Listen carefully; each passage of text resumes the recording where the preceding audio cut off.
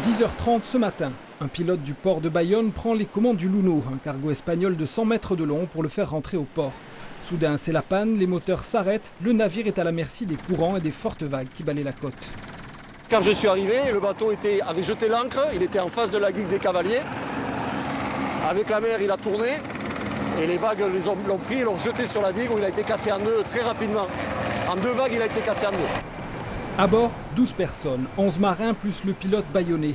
L'intervention des secours est immédiate, une opération d'élitreuillage est lancée afin de les évacuer. Problème, la houle est trop forte, l'épave est ballottée, l'approche trop dangereuse. Il faudra l'acharnement des sauveteurs girondins de la base de Cazaux pour mener à bien l'opération après plusieurs tentatives.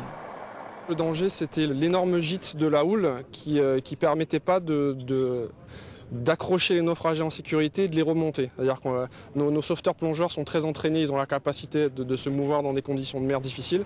Mais les naufragés, eux, étaient déjà fatigués, un peu apeurés. Donc on a préféré mettre en stand-by et faire ça dans de bonnes conditions. Il était hors de question de blesser qui que ce soit. Profitant d'une légère accalmie, les sauveteurs finissent par évacuer les marins un par un devant une foule médusée. L'opération est menée à bien en moins de 30 minutes. Une fois retrouvé la terre ferme, une fois pris le temps de se changer pour des vêtements secs, les marins secourus sont pris en charge par le SAMU et les pompiers.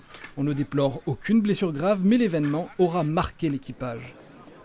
On va les interroger, s'entretenir avec eux et on va voir un peu s'ils ont besoin d'une unité médico-psychologique. Mais a priori, c'est ce qui va être mis en place. Ils étaient choqués par la situation, choqués par l'événement et choqués par l'état de la mer, même si c'est des marins.